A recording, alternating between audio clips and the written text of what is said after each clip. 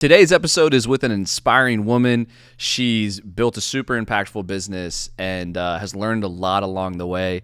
I really enjoy her company and had a blast in today's conversation. Today's episode is with Lindsay Wrege.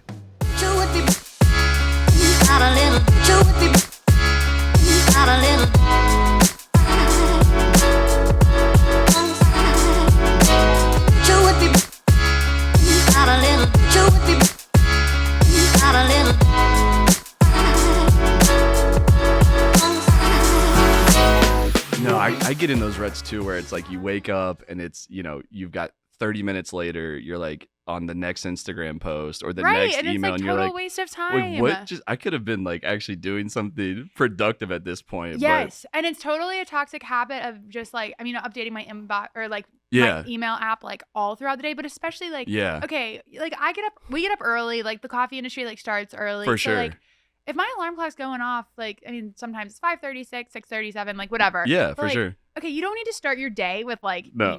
I know. Like, but it's such a habit. So I'm trying to not do that. What do you do to like keep you off of your phone? Like, do you delete stuff off your phone? Like, how have you? No, I tried doing the Are we like going? Yeah, we're rolling. Okay, cool. We're just That's going. Totally with it. Yeah. Yeah, I tried the like screen limit things. Oh, you know nice. What I'm talking about? Yeah. It didn't work because It the didn't work. ignore button. Yeah. When you, like it was way too easy. Swipe right, close it out. Like I don't care about that. Thanks. Yeah.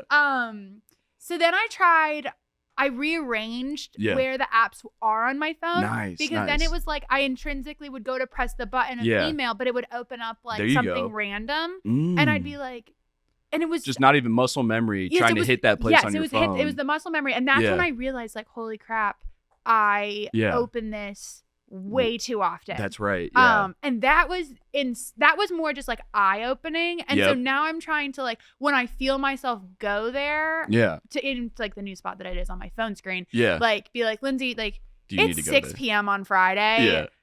Do you really need to be doing this? Is this the priority right now? For sure.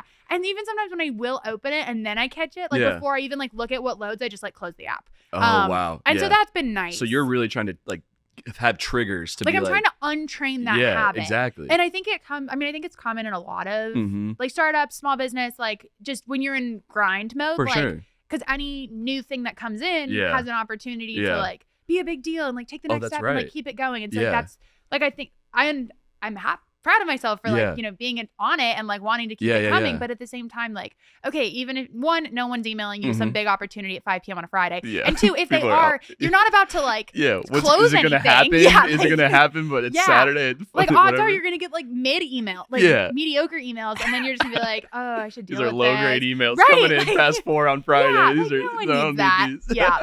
I was listening to a guy. He was talking about like the guy who made the Social Network documentary. Have you seen that? Where of course I haven't seen this. Of course you haven't seen it. You don't watch stuff.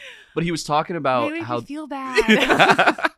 He was talking about how there was a team at Google who was in charge of like the app not being too addictive for Gmail. And like the way that the app worked, trying to make it so it wasn't as addictive for people who were, I guess, checking their inboxes or whatnot. Yeah. But I fall into that rut too, where like you swipe down, you got the little wheel turning, and you're like, ooh, and what's something gonna load? hits, and you're like, oh, what is that one? A little surprise in there. All right, have you heard of Superhuman? Yeah, I have. Dude. The email app? Yes. Oh, so you're into it? I'm obsessed. Really? Yes. So why is it better? Okay. I'm like not even sponsored. Yeah. Like there's nothing, like I'm just obsessed. This is just a genuine this is full plugged on. in. Yeah. Sponsor me, Superhuman. Seriously. But okay, so Nikki and Rithika with Sani were telling me about it. Because, it all started where Gmail added the template functionality. Oh, yeah. So, and I do a lot of like outbound, like, we'd love to work with you. For sure. So it's a lot of the same emails. And so I have a document where like I copy and paste it over, but like, that's fine. But like this template thing of like not having to open second document, not having to like copy, paste, change, whatever was like so great. So I was like so excited and I was bragging to like Rithika and Nikki about this.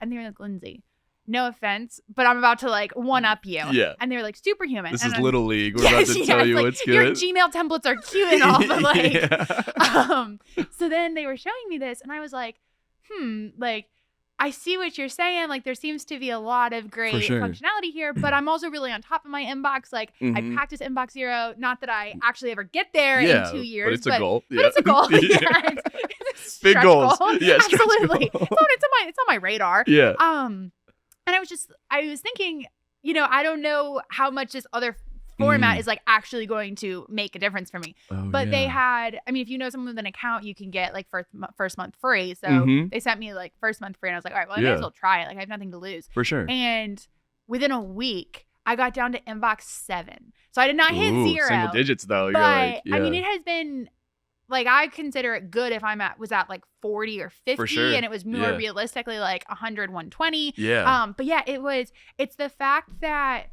they make it so easy to click like done, like the letters E. So you just click E and it's gone. And so if it's just like a generic whatever shortcut, email, like, you just E. And then instead of, how in Gmail you have to like click an email and then it opens and then you read it and then you would like file it out and then you would click into the next one. Yeah. In Superhuman, what I like about it is that when you have an email open and you click done, it automatically then brings up the next email. Okay. So you can just sort of like, oh, I only have one more. Okay, that's also done. Oh, this next one. Oh, I know this is a quick response. Like respond, enter. Oh, one more. Like, and then the other thing that's really satisfying is it'll be like, oh, you just cleared 50 emails. And it's like, you want to do another 50? I'm like, yes, I do. There's one that we use where a unicorn pops up and goes across the screen after you corrected something. Yes, I'm like, I want the unicorn again. Or it might even change like animals. Like, it might be like a gopher one time, like a unicorn the next time. Someone was like, ooh, if I check off the next one, I'm going to get the unicorn. It's so little and dumb. It means nothing, but it's so satisfying.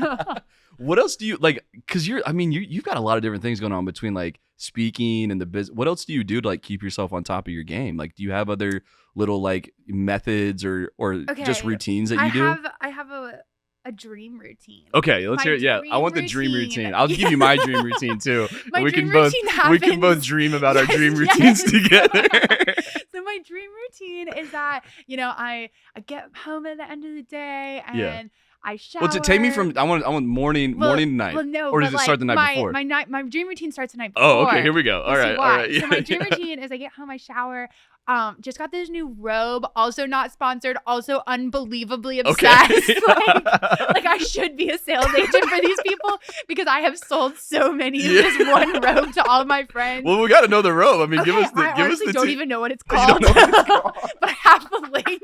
So hit me up for my Amazon storefront. It's like some random website, but we found it was like the spa robe at like a hotel that we were at in Texas, and I was like, this is the nicest robe I've ever had. It is like thick, it is heavy, super fluffy, it has got like cozy, huge sleeves, like they go way past my arm. But it's a blanket. Well, and then sometimes if you just like turn it around like and wear it like a snuggie, it's even more blanket-esque.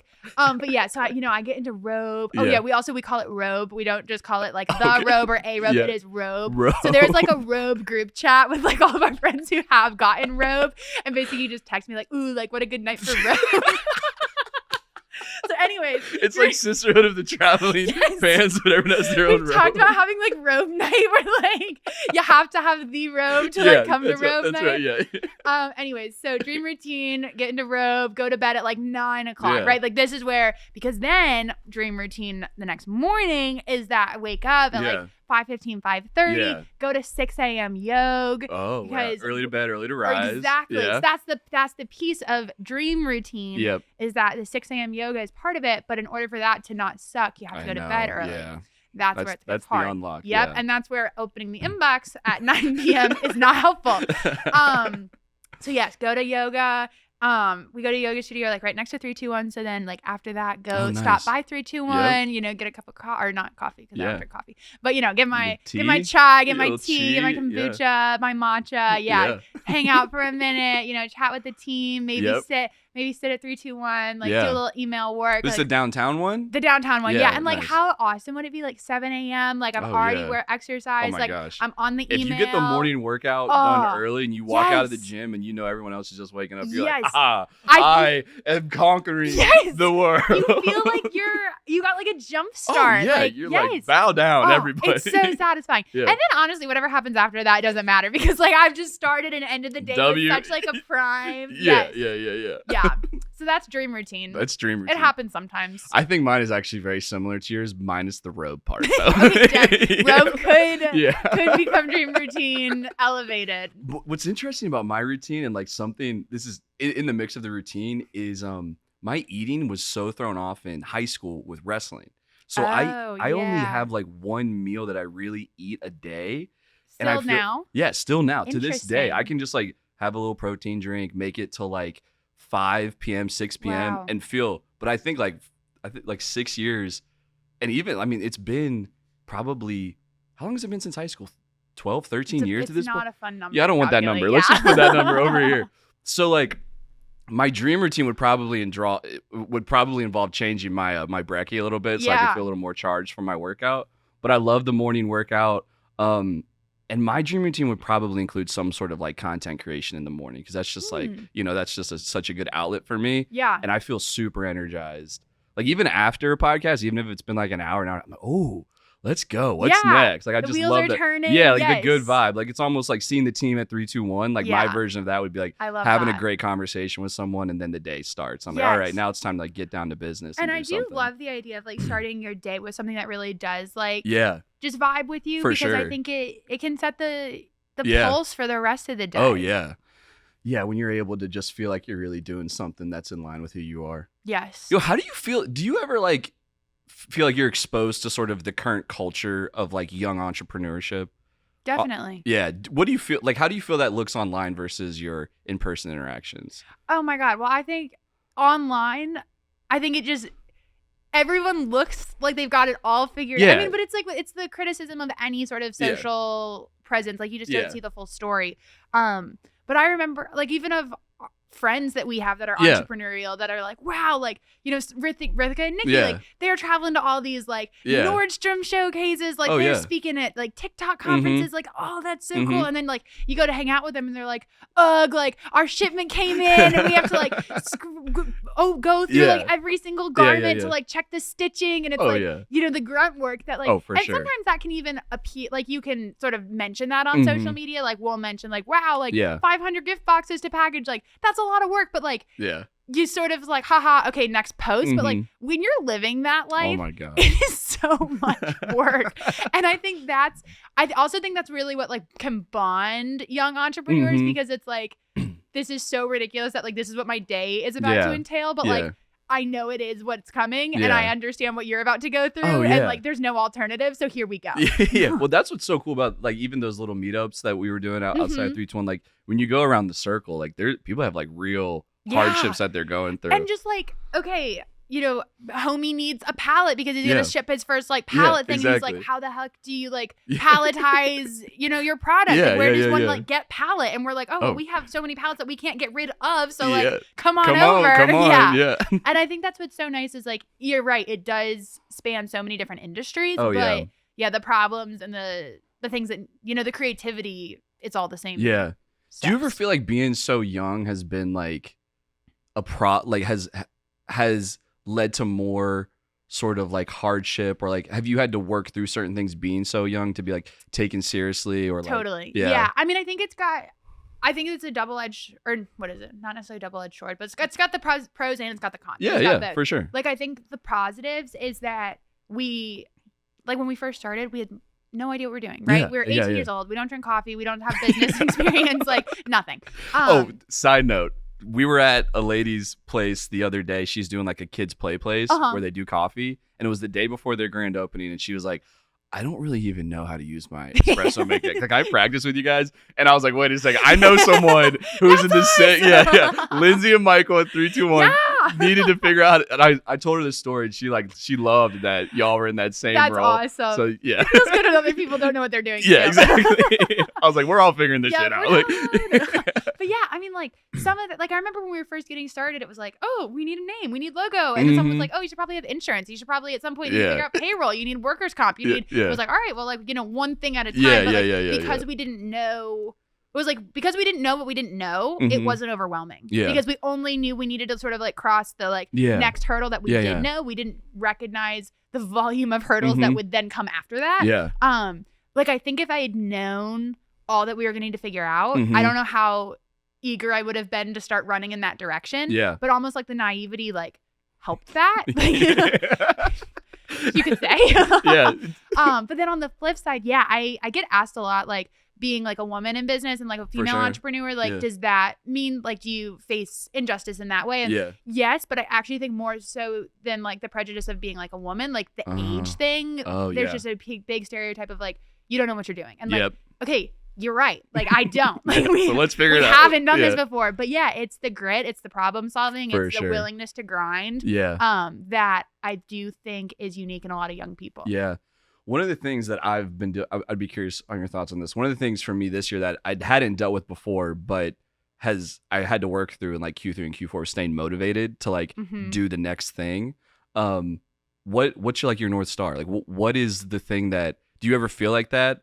Have you ever got to the point where you're like, what's the next? Like, for me, it was almost like I needed to figure out the next sort of evolution of what we were doing. Yeah. Because I felt like we had sort of done the thing that I initially set out to do. Totally. And then I was like, damn. Yes. This kind of is weird. Like, I hadn't felt that before. Yeah. And a lot of like the space here, like trying to start some of this stuff is part of that sort of like getting me more like energized and in tune with it. Like, how do you think about that? Yeah, I mean, the two things that come to mind, one was, I mean, when we first started 321, it was like, oh, what, like the brick and mortar, like that was the vision, that was the North Star, for sure. Yeah, and it took us 5 years to get there, right? So we did the folding tables, and we did the farmers market, and then Pendo, and then roasting, and like there was all these sort of windy roads that, you know, COVID hit, new plan, right? That, but then we, at some point, we did it, and then it was the like, okay, like, well, now what? We got the shop, Michael, because y'all have some cool locations, like ones that people would probably be like striving to get to, right? And like we've done it. Yeah. And Michael was really cool at saying like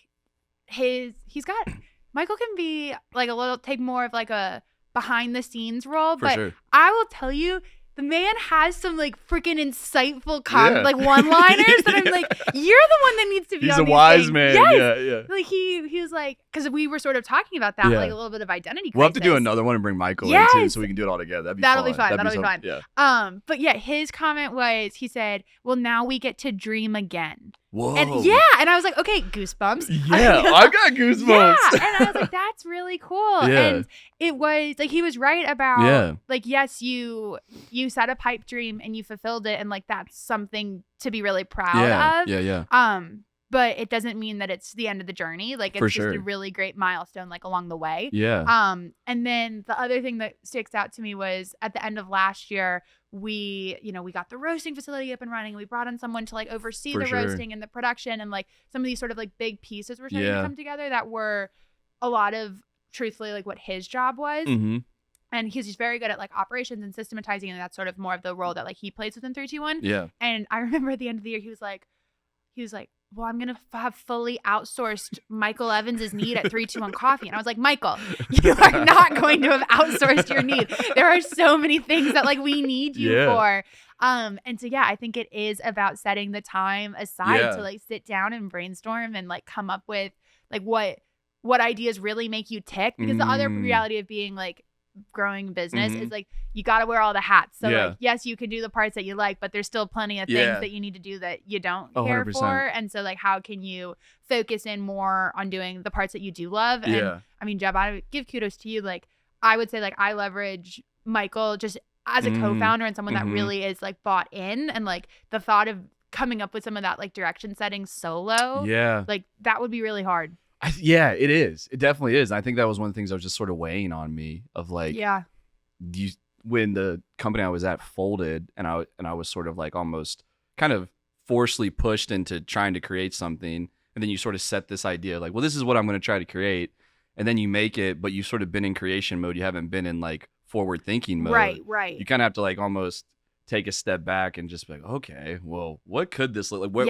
if where's my energy feel really good that I want to do more of? Where is it maybe not so positive within what I'm doing? So, and it's like having the system such that it can coast for you to step back and do some of that ideation. And that's, I think, where it can also be difficult when things ramp up really quickly. Like, you don't have the capacity to step back because you're in a season of just like, you're just happy to get stuff done in the day. Yeah. What does time outside of 321 look like for you? Is there a lot of time outside of 321 for you to do? I mean, you got the yoga, but like, I mean, I would say it's the pendulum, right? Yeah. Like there are times where it's like, oh my gosh, like we just worked like 14-hour days, like 7 days a week, like grind. But then it's like on the flip side, there's the lulls. And I think one of the perks of being an entrepreneur is like, I'm going to go get my nails done with my grandmother. And I'm going to go and have lunch with my sister who's still in high school. Yeah, and I love that. I'm going to, go surprise like my neighbors from back home. And we're just going to go on a walk. And like being able to really, like you can make that decision if you've set yourself up for that. So I grew up around here. I grew up 30 minutes from here. So I've got a lot of local or a lot of like hometown people like still locally in this area. And but yeah, I mean, when I think we had dinner with some people the other night, like from Lenovo, and we were talking about like, what do you guys like to do outside of work? Like, what do you do for fun?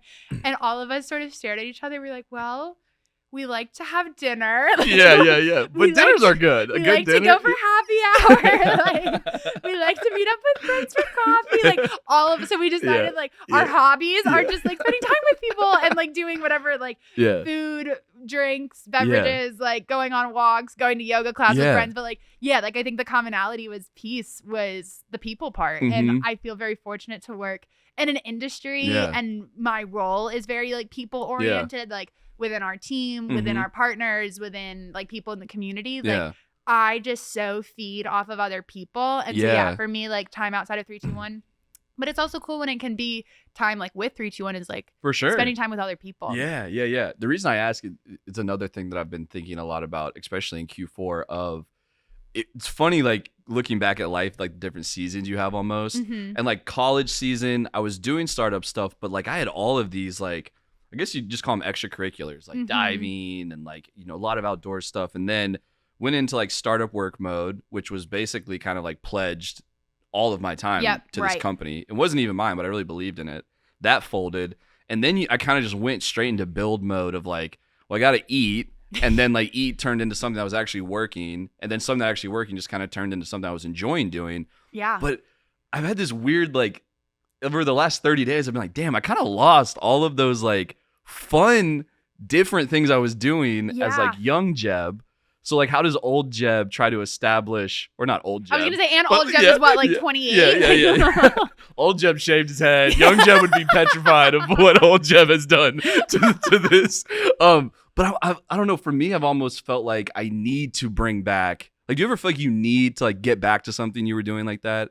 I mean, there's been like this, and I'm trying to think about for next year. I'm like, I want to find like a thing that's just nothing related to anything else I'm doing, but like, what's the new thing that can just be part of, but it's consistent. It's like, that's a thing that I have to do. Well, and you're right about like growing up, right? So many people's lives were like after school, there was some sort of sports or cooking, or like there was some activity that was like scheduled into the day. And that's, you hear it all the time, like, put workout time on your calendar and like treat it like a meeting, like don't schedule over it. But it's like, I mean, I at least am so guilty of not doing that. I know, and same with like growing up, my mom is from upstate New York, so like she grew up, and after school she would go ski, and like her winter job was she was a ski instructor. Like that was so unique and so cool. So when we like as soon as we turned 3 years old, like she put us in snow pants and on a set of skis, and like down the hill we went. And like so growing up, we would look for different weekends where we could get away and like go ski, and it wasn't anything extravagant, but like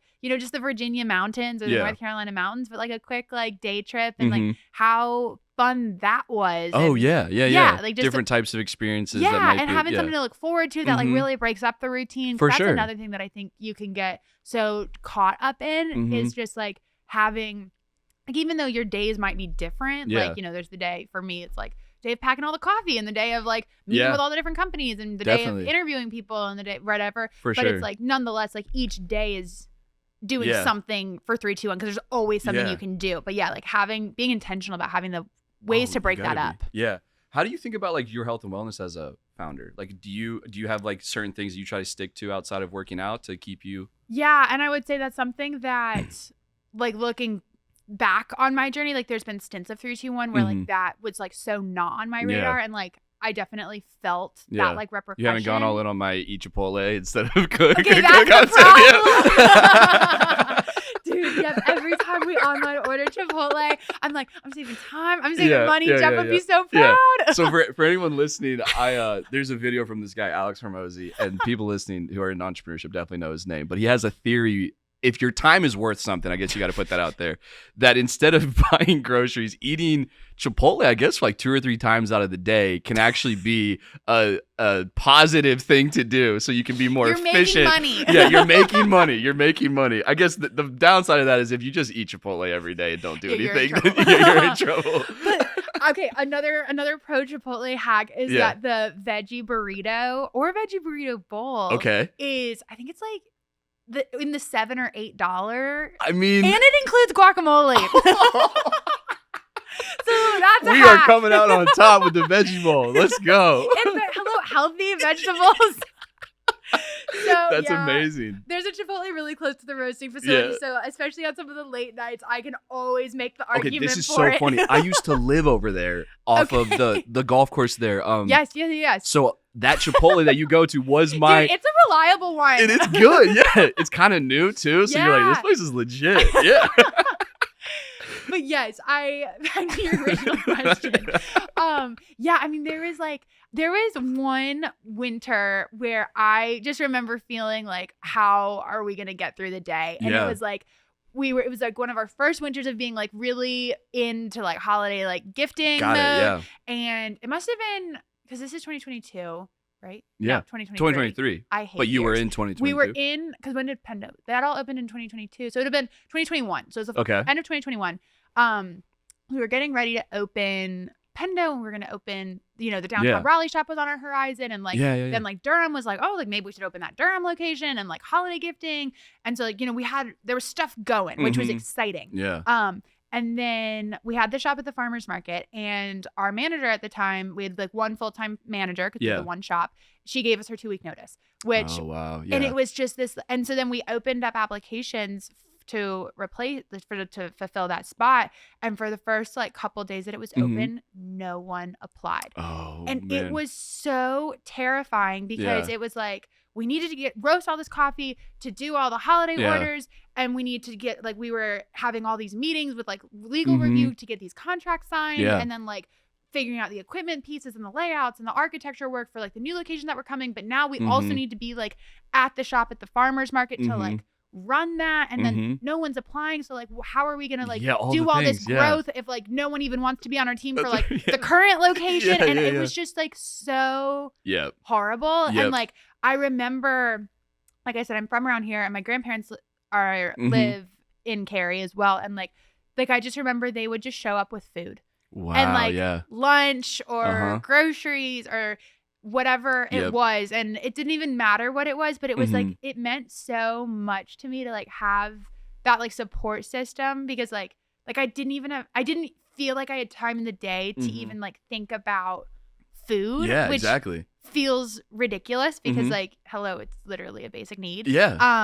And it's, the life balance in you, for sure, especially looking back on it and be like, oh, Lindsay, like it'll be okay. Like you still need to prioritize yourself. But like in the moment, like it's terrifying. And health and wellness just can quickly take a back It's quick seat. To go back burner when you're like execution is, and you're just you feel like your back is against the wall. And like, you're just, I mean, I remember there were days like we would get up at 5, 6 a.m. and like we would literally work until 1 or 2 a.m., which was and it was physical work. Like we were moving things, packing things. Yes, because during the day we had to, like one of us had to be at the shop at the farmer's market to like run it, and then it was typically me, because then Michael would go roast coffee, and then like it was in the mornings or the evenings that we could do the lawyers, the legal, the architecture, like the more recruiting to try and get the position filled. And it was like that spurt like stands out to me as just like a low point. In stress mode, lifestyle.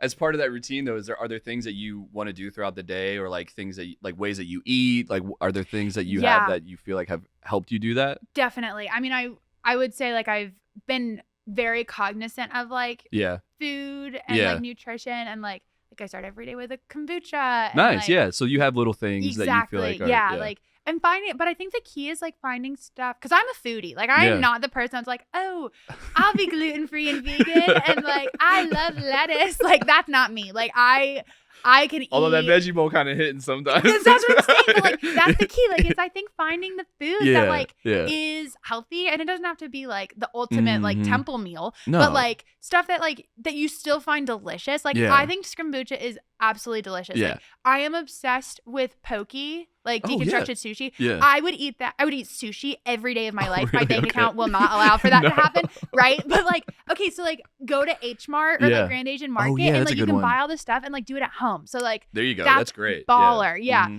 One of Mallory on our team, she has her signature trademarked fall salad. Ooh, and okay. I like this. Super good. Yeah. It's like kale, sweet potatoes, goat cheese, some thinly sliced apples, and then this dressing that is like, I don't even know what's in it, but it's freaking good. Yeah. Like I think apple butter's in there. Ooh, like some apple cider vinegar. Yeah. And again, like you put it all together and it's just like, it's absolutely delicious. For sure. And it's kale and it's sweet potatoes, and I like to add onions. Like it's having the stuff like that like you really do look forward to, but that isn't Chipotle. Because otherwise it's too easy to eat. So you're pretty good at like Chipotle. making your stuff at home then, it sounds like. Yeah, like, we pretty much always make it at home. That's and bring impressive. It in. Yeah. Man, I like what you're saying though. Like if you can make it easy, it doesn't have to be complicated. If it's something you like if you can find sort of the intersection of those things, then you can have it be consistent, which at the end of the day is like, if it's not going to happen, if it only happens for like 5 days, then you're going to lose it. Exactly. You got to be able to do it for 5 months and a year. And then 5 like that's years. where I think it can get so difficult when you do force yourself like, okay, well, all I'm going to eat is like vegetables. Like, okay, you can only eat like average vegetables for so many days before you're like, screw this, I'm getting myself a Five Guys burger. Like, because let me tell you, Five Guys, guilty pleasure. Oh, that might be the best. That might be the best. But like, if I'm ranking burgers, the French fries. Oh my gosh, yeah. If I was gonna rank the burgers, I think Five Guys is probably number 1 for me. If on the out to eat burgers. It's so good. It's so funny you said that, because in college, me and my buddies, this was like senior year, and I don't know why we were doing this. I don't know why I was trying to find a diet. I think I was just like trying to do something, and that we found this thing called the rabbit diet. Okay. And I think it's 5 days, or it was like 5 days, 10 pounds was like the headline for it. And you're just eating like potatoes and carrots. Oh my gosh. Yeah, like it's so bad. And like one day you can eat like, there's a ridiculous amount of bananas on one day. I think there's like 5 bananas is all you, and then like a glass of milk or something. It was so weird. That is really But at the end of it, you just be like, give me something more than That's the thing, and then if you just eat it all back, like, okay, great. Like, you just wasted 5 days of weird meals. I think the 10 pounds you lost was just because your body had nothing in it anymore. And that's also like, not it. No, that's not it. So, okay, you mentioned bananas. Yeah. All right, so before college, before 3-2-1, before like coffee, right, came on my radar, I was really fascinated by medicine and like wanted to go to med school. Oh, that's right. Yeah. So in high school one summer, I got connected with a nurse anesthetist and got to shadow her for like a couple weeks and like observe surgeries. Incredible. Oh yeah. Really fascinating. Like literally I saw like a lung removal surgery, like a spinal reconstruction. I've seen an open heart because I was in the same kind of wavelength in high school. Yeah. It is insane. Oh my like what the human body is capable of. And I still think it's so freaking cool. Yeah. Anyways, I'm in the like doctor, like the hospital staff, like lunch break room, whatever. And there's a fruit tray bowl. So I grab a banana with my lunch or whatever. And this doctor comes over to me and he goes, "Are you going on a run later?" And I was like, no, I'm about to go like observe some surgeries. Like, thank you. Like, don't mind like little old me. Like, I'm 16 years old. Like, I'm really intimidated by you. And he goes, "Well, if you're not going to go on a run later, then you really shouldn't eat a banana." And this has stuck with me this is a big ever moment. since.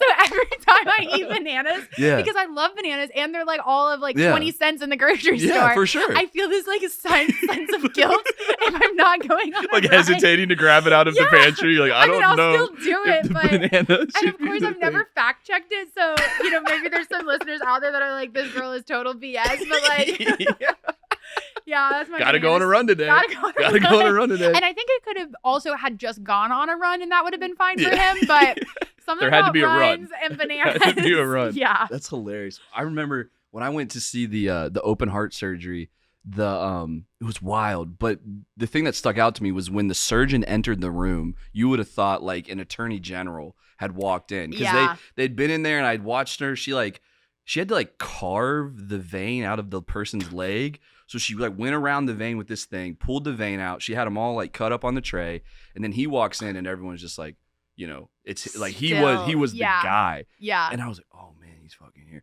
And then like he just gets in there, and then he had these little tiny, everything is so small, and he was just so good with like, I guess he was sewing or like attaching the veins, and I was like no trembling in his fingers, and I was sitting there just trying to keep it down, right? Because I'm at the foot of the bed watching. And they pulled the rib cage apart with like this device. Well, that's the other thing. Like, it makes a lot of noise. Like, it like cranks it apart. Yeah. You're like, am I in a factory or what are we doing this? It's like a human body. Yeah, it was helpful that like the body was covered in like paper, so I couldn't really see. You could really only see. Yeah, I could only really see the active area, but I was like, oh my gosh. Okay. Because I thought medical was going to be my thing. I was like a CNA in high school. We were working at a retirement home, like helping do bed baths and feed people, and then I was watching surgeries, and then I think for some reason I was like, that's a lot of school. And I was like, I don't think this school is the move. I still think that. Yeah. So similar, like high school, did the stuff. And one of the things I would do was I volunteered to shadow on ambulances on the weekends. Oh, wow. Super cool. Yeah. And one time we got a call, must not have been on the weekends, because we went to a high school, and it was the local high school that like was in my neighborhood. Yeah. I didn't go there. And it was a call because a girl in the special education classroom had a seizure. Okay. And so we got there, and she was just sort of like regaining consciousness, sort of looking around, was very confused as to like why all these people were now in the room, and like, patting her on the back and like making sure she was okay, etc. But I knew her because we did like I knew her from just like the Special Olympics events, or like because you were like super involved. Did all the things. All those things. Like proms, exactly, tennis. Yeah. And I remember, like, she wouldn't talk with anyone, but she then, like, all of a sudden, because she was very intimidated and just understandably nervous and anxious.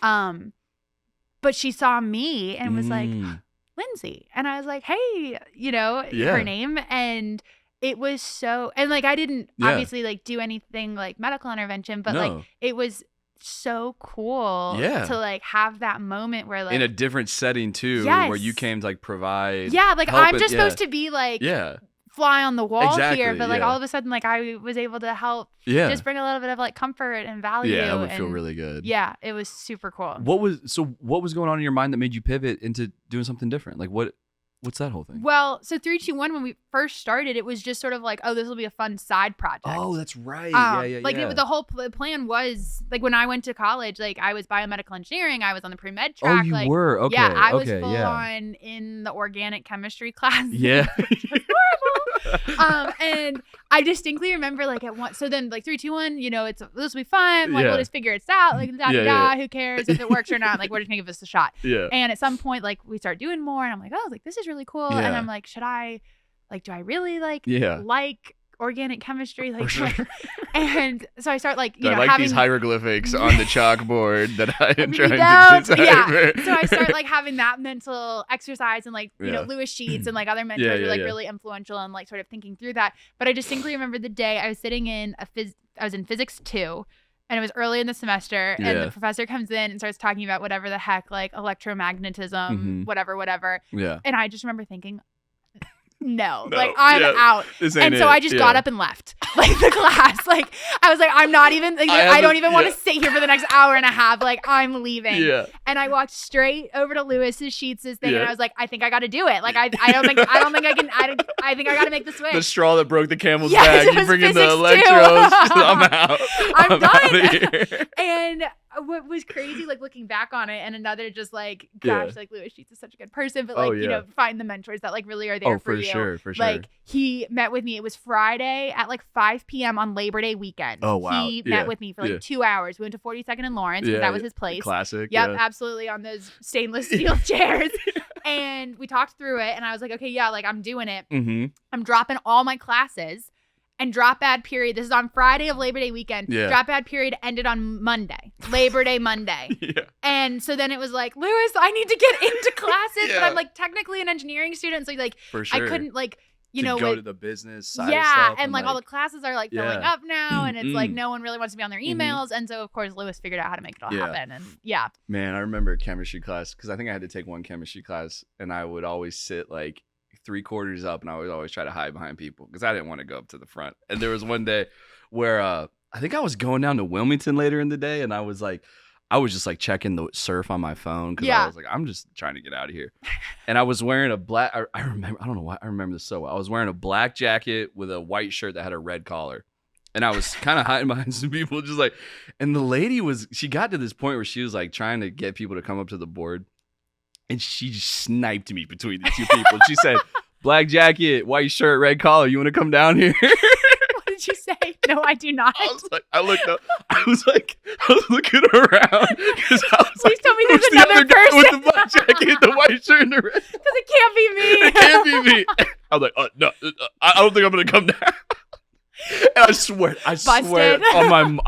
on my mom's grave, I got up and walked out immediately after that happened, and I was like, "Boys, we got to go down. We got to get to Wilmington. I got to get out of here. Can't be called. I don't know what just happened." Oh God, that's painful. I like, because chemistry is like you study for the test, and I was like, I'm just gonna get to the test, study for what I need to know, and then get out of there. Yeah. But thankfully after that was really like, honestly, in the grand scheme of things, like that was really the only class that I didn't like. Most of the stuff after that was pretty nice. But those science classes, they had me down bad. I didn't want to do it. I mean, seriously, like mad respect to all the people that like finished it out. Yeah. Especially the people that finish it out and don't use the degree. Oh my gosh. I know you did all that work. And you did all that. Respect to the game, man. Yes. Well, Liz, this has been so fun. Yeah, I think we did like an hour, so awesome. We'll probably break on that. But cool. Thanks for coming in. Thanks for having me. You were the first. So actually exciting to say, we have the finalized set now. Okay. And we have the name of the podcast. I was gonna ask. Jeb's World is the podcast. Played off of Wayne's World, if you've seen Wayne's World. So I think that's what we've got. And you're the first official guest in the official set with the official name. So welcome to Jeb's World. I'm honored to be here in Jeb's World. Thanks for tuning in, everybody. We'll see you later. Out a little.